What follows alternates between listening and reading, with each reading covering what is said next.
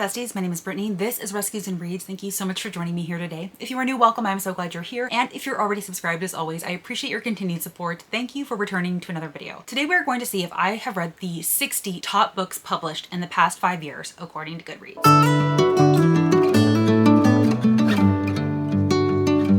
So back in September, Goodreads published a blog post entitled From Number 1 to Number 60, Readers' Top Books Published in the Past 5 Years. And when that was released, I thought it would be interesting to see how many of these books I've actually read. Now, Goodreads does state that this is basically a popularity contest. They said, this particular list is strictly by the numbers. Counted up the number of times Goodreads members marked these books as want to read, currently read, or already read. Then we looked at the average ratings on each title, with all of these books earning at least a 3.5 average star rating from fellow readers. The books are sequenced according to overall popularity without regard to genre or categorization. Now, even still, I don't feel like that dives deeply enough into the methods used to generate this list, because there are some books in the top spot that I feel like should have been replaced with books later on in the list just based on the overall rating and the actual number of ratings, but we're not going to look too heavily into it. I'm just going to go based on the order of the books in this list. So I'm going to go ahead and record my screen so that we can see together all of the books on this list. I haven't looked past the first few, so I honestly have no idea what is on this list. All right, so pulling up the list, the book in the number 1 spot, surprisingly, is The Silent Patient by Alex Michaelides, which I have read. For some reason, it is not registering that I have read any of these books, and I don't know why, because I am logged into Goodreads, but trust me when I tell you that I know which books I've read and I haven't read. I didn't realize that this book was popular enough to beat out all of the other books on this list. I don't necessarily know if it's deserving of the number 1 spot. I didn't necessarily think it was super groundbreaking or all that memorable, and to be honest with you, the only thing that I remember about the book is the twist. So it is what it is, but I have read it. The Midnight Library by Matt Haig is another one that I didn't realize was so popular, but I do know that Matt Haig is a pretty beloved author, and this is not one that I've read. Next, we have Fourth Wing and Daisy Jones and the Six, both of which I've read. 2 great books, and I'm not mad to see them. Then we have The Invisible Life of Addie LaRue by V.E. Schwab, which I did read and I really enjoyed. I know that that book has a lot of really mixed opinions, and I'm actually surprised by that because I thought that it was so incredibly beautiful and well written. And to be honest, it is one of the only V.E. Schwab books that I've actually enjoyed. And then The Love Hypothesis. I still to this day adore that book. I think that personally it was one of the best fake dating books that I've ever read. Now, this is another one that I know gets a lot of mixed reviews, but I definitely really enjoyed it. Next, we have It Starts With Us by Colleen Hoover and The Guest List by Lucy Foley. Both books I've read, and I'm actually surprised to see both of these books so far up the list. That's really interesting to me, but I read both. Then we have A Good Girl's Guide to Murder by Holly Jackson and The People We Meet on Vacation by Emily Henry, both of which I've read, both phenomenal books. People We Meet on Vacation, I think, is the most polarizing Emily Henry. I feel like people either loved that book or hated that book. It is probably the one Emily Henry that I feel like everybody and their mom disliked, but I loved it. It was the very first Emily Henry book that I ever read, and I thought it was the best friends to lovers book that I ever read. Okay, and then we have Beach Read by Emily Henry, and that is almost consistently one of her most popular, and that to this day is my least favorite Emily Henry. I definitely do not think it was nearly as strong as some of her other releases. And of course, The Housemaid by Frida McFadden. This book is taking the internet by storm. I absolutely loved this book. It was totally bingeable and compulsively readable, and it was a wild time, so I loved it. Lessons in Chemistry by Bonnie Garmitz, another one that I read. This is definitely more literary in nature, and I really appreciated a lot of the messages in this book. I found it incredibly quotable. It's definitely very character driven. It's very low on the plot, but certainly very quotable, and the characters were phenomenal. And Reminders of Him by Colleen Hoover. I of course have read that. It is one of my favorite Colleen Hoovers of all time. Book Lovers by Emily Henry. So we have already had 4 Emily Henry books on this list. I don't know why I'm surprised by that, but Book Lovers is actually one of my favorite books by her, so I'm glad to see it up here. A Court of Silver Flames by Sarah J. Maas. I actually recently read that this year. It is not my favorite Sarah J. Maas. In fact, I think it is one of my least favorite Sarah J. Maas's, but I know a lot of people absolutely adored this book. Malibu Rising by Taylor Jenkins Reid. I have read that. It wasn't my favorite of her historicals, but of course, I pretty much always love a Taylor Jenkins Reid. And Tomorrow and Tomorrow and Tomorrow by Gabrielle Zevin. I have read that, and y'all know my thoughts on that. I did not love it. I thought it was phenomenally written, but I hated what Gabrielle Zevin did with these characters. I could not stand Sadie, and I feel like she completely ruined this book. So we're moving on. Red, White, and Royal Blue by Casey McQuiston. Now, this is definitely another book that took the internet by storm, but it is one that I have chosen not to read because I believe it is very politically heavy, and I believe it is definitely skewed towards one side of the political spectrum, and I don't love that. Any kind of book like that, if I have an inkling that it's going to be like that, I will not read it or I will DNF it. It was the same thing with one of Ashley Winstead's contemporaries. I DNF'd it at like page 12 because I could already tell that it was very heavily leaning leaning towards one political side and was like, nope, can't do it, moving on. The Last Thing He Told Me by Laura Dave, I have read that, and it was another one that I wasn't super impressed by, but I'm not surprised to see it on here. All right, yet another Emily Henry with Happy Place. Emily Henry is just completely dominating this list. I did read this one, and this is yet another one that I did not care for. I'm Glad My Mom Died by Jeanette McCurdy. So this is a memoir that has taken the world by storm. Everybody seems to love it. I have not read it, but I'm curious to read it, even though I have no connection or thoughts on Jeanette McCurdy. I've never seen anything that she's been a part of, but so many people are loving this memoir. I am almost convinced to pick it up. All right, and then of course we have Iron Flame by Rebecca Yarros. Since Fourth Wing was on this list, certainly not surprised to see this one here. And then Things We Never Got Over by Lucy Score. This is one that I got a few chapters into and DNF'd, so I haven't read. House of Earth and Blood by Sarah J. Maas. I am very, very glad to see this one on here because I absolutely adored it. It is one of my favorite Sarah J. Maas books. The Unhoneymooners by Christina Lauren. This is probably one of the only Christina Laurens that I've actually really, truly enjoyed. I gave this one a 4 stars. Twisted Love by Anna Huang. Y'all, we gotta talk about this one because this is probably one of the worst romances that I have ever read. I objectively think that this book is terrible, and I do not know why it is on here and why it is so popular. The Inheritance Games by Jennifer Lynn Barnes. I have not read this, but I know that a lot of people really love it. It's YA, so I'm not really inclined to read it, and I've read a couple of other Jennifer Lynn Barnes and haven't really been super impressed. All of the books that I read by her, I've read 3 of them actually, and they've all just been very mediocre, 3 stars, and so I'm not inclined to pick this up despite how popular it is. The Vanishing Half by Britt Bennett. That's another really popular one that I've heard great things about, but I have not read. I also have not read From Blood and Ash by Jennifer L. Armentrout. I tried a couple of times and I just couldn't get into it, but I really don't think that was a book thing. I think it was a me thing. We all know how very selective I am with my fantasy, and I try to immersively read it, and if it's just not working out for me, if it's not capturing my attention, I'm not likely to continue with it. So I don't fault this book at all, and I know that it's very, very popular, so I'm not mad about seeing it here. Icebreaker by Hannah Grace. This is another really controversial romance novel that is out there. I feel like people either love this or hate this, and there is no in between. It is not one that I have read because I do think that I'm going to fall on the hate side of it, but if you think I would love it, let me know. The Ballad of Songbirds and Snakes by Suzanne Collins. I'm actually a little bit surprised to see that here. I would assume that it was really popular because all of the fans of the Hunger Games are going to read this book, but I haven't heard the best things about this one, so I'm actually surprised to see it here, and no, I have not read it and I don't plan on reading it. The House on the Cerulean Sea by TJ Klune. This is very much a booktube darling. Everybody I know who has read it has really, really loved it. I haven't read it just because this type of story is not really my thing, but I'm so glad to see it on here for all of the people that really loved this book. The Maid by Nita Prose. This was a cozy mystery that was just fine. It wasn't really super impressive to me, and I'm not entirely sure why it was so popular, but hey, to each their own. The Spanish Love Deception by Elena Armas. This was another one that was on my radar, but it's not one that I ever really could get into, so I decided to take it off my TBR. And The Perfect Marriage by Geneva Rose. So this is a thriller that I've heard very mixed things about. I've heard mixed things about Geneva Rose in general, so you'll have to tell me what you thought about this one and if you think Geneva Rose is worth a try, because I feel like she is another author that people either really enjoy or really don't enjoy. So I'm curious. I've never thought about picking her up before, but you might be able to convince me. Remarkably Bright Creatures by Shelby Van Pelt. I adored the story so much, and I think that if you have the opportunity to listen to this one, you need to, because Marcellus the octopus has his own point of view, and I think the person they got to narrate his character was phenomenal. He did an absolutely wonderful job. He just had that very pretentious tone to him that I really think was befitting of his character, and I just loved him so much. Yellowface by R.F. Kuang. I have not read. I really don't have any intention of reading this book or any other R.F. Kuang in the future. That could change, we'll see, but I think R.F. Kuang might get a little bit too political and include too much social commentary in her books for my taste, so that's kind of why I've steered clear from her. Anxious People by Frederick Bachman. Now, Frederick Bachman is actually another author that I've never really been able to get into. I listened to Beartown years ago and I thought it was fine. It didn't really do much for me, and I didn't really like the way that it was written, but I know that Beartown is a super beloved series, and Frederick Bachman is a very beloved booktube author. I had Anxious People at one time, and ultimately I just decided that I wasn't interested in Frederick Bachman. I had tried another couple of his stories and they just weren't working for me, so unfortunately I'm in the minority here, and I did not read this, and I don't think I will be reading more from Frederick Bachman in the future. The Four Winds by Kristen Hanna, of course, I did read. Y'all know how I feel about Kristen Hanna. Regretting You by Colleen Hoover is another Colleen Hoover favorite. I would say that this and Reminders of Him are my top 2 favorite Colleen Hoovers. I love the mother-daughter dynamic in the story. I thought it was really well done. The Wicked King by Holly Black. That was either the 2nd or 3rd book in the Folk of the Air series by Holly Black, and I did enjoy that series, so I did read this one. Haunting Adeline by H.D. Carlton. Now, this is a dark romance that definitely has been getting a lot of hype. I had it on my TBR at one point. I actually owned it and just decided that this I don't think is really for me, so I went ahead and unhauled it and I didn't read it. The Housemaid's Secret by Frida McFadden I did read. That was the 2nd book in the series, and I thought it was the weakest. I actually thought the 3rd book was better than this, but overall I have really, really enjoyed the Housemaid series. Project Hail Mary Mary by Andy Weir. I read that earlier this year and that was another surprise for me. That is another one I highly recommend you listen to if you have the opportunity to, because the audiobook narrator was fantastic. And there's a character that is introduced in the story that I think can really only be done justice if you listen to it. So highly recommend the audiobook for this one. None of This Is True by Lisa Jewell was one of her newest releases and I did really enjoy that. I read everything by Lisa Jewell because I love her. Never Lie by Frida McFadden. I did read that. I don't think it's her strongest, but it definitely had a good little twist that I enjoyed. It Happened One Summer by Tessa Bailey. This is another one that I read and it was just fine. It was okay. Divine Rivals by Rebecca Ross. This is another one that I'm really not surprised to see on here. It is one that is kind of on my radar, but I haven't been able to pull the plug on it. So I need y'all to let me know if I should give this one a try. I think I've been hesitant because I think it is classified as YA and I do believe that it is a historical fantasy and I'm not necessarily the biggest fan of historical fantasies, but I've heard such amazing things about this one and I'm probably willing to give it a shot. The Paris Apartment by Lucy Foley. So I have read this one as well. For the most part in this one, I was really bored for the vast majority of the story, but then we got to the twist and it kind of picked up for me, but I don't think that this is Lucy Foley's strongest. The Women by Kristen Hanna. That is a very new release that just came out this year. It is one of my favorite books that I have read so far this year. So of course I have read it and I absolutely believe it deserves a spot on this list. And then here we have The Queen of Nothing, which was yet another book in that Folk of the Air series by Holly Black, which I have read. Every Summer After by Carly Fortune. I have read and really enjoyed that story a lot. I will die on the hill that it is way better than Love in Other Words by Christina Lauren. Fight me. Carrie Soto is Back by Taylor Jenkins Reid. I did read Carrie Soto and enjoyed it. Twisted Games by Anna Huang. You couldn't pay me money to read anything else by Anna Huang again, so no, I did not read this one. And In 5 Years by Rebecca Searle. I did not read either. American Dirt by Janine Cummins and Such a Fun Age by Kylie Reed are both that I have not read, but I've heard good things about both. And the last two books on this list are Crying in Hmart by Michelle Zavner, which I have not read, and Demon Copperhead by Barbara Kingsolver. And if you have been with my channel since last year, you will know that I struggled through that book. I have a lot of thoughts about that book, but you know, it's a Pulitzer Prize winner, so I really don't feel like I can say anything about it because, I mean, how am I supposed to criticize a Pulitzer Prize winner? You know what I mean? But I almost DNF'd it. I pushed myself through because it was making me angry that I didn't want to finish it. Like I was 50% of the way through this massive literary book and I didn't want to finish it, but at the same time, I didn't want to DNF it. Like I had put too much time and effort into it to not finish it. So I did ultimately finish it, but it was not a great reading experience. That is it. So those are the top books published in the past 5 years, according to Goodreads. All right, so I was not tallying the books that I read versus the books that I haven't read while filming. So I will be sure to pop up the final numbers here on the screen during the editing process. I would love to know how many of the books on this list you have read and how many you have not read. And if there are any books on this list that you are actually really surprised to see on here, like I was with Twisted Love and some of the other books, or if you've made it to the end of this video and you are not feeling chatty, go ahead and leave me a list emoji or like that memo emoji with the piece of paper and the pencil in honor of the list that we just reviewed today. And as always, if you like this video or if you just like me, please be sure to give it a big thumbs up and subscribe if you haven't already. I typically post 2 videos a week, one on Wednesdays, one on Sundays, and I would love to connect with you in any of those future videos or on any of my other social media platforms, which you can always find linked down below along with any books featured in the video. Until next time, y'all, bye.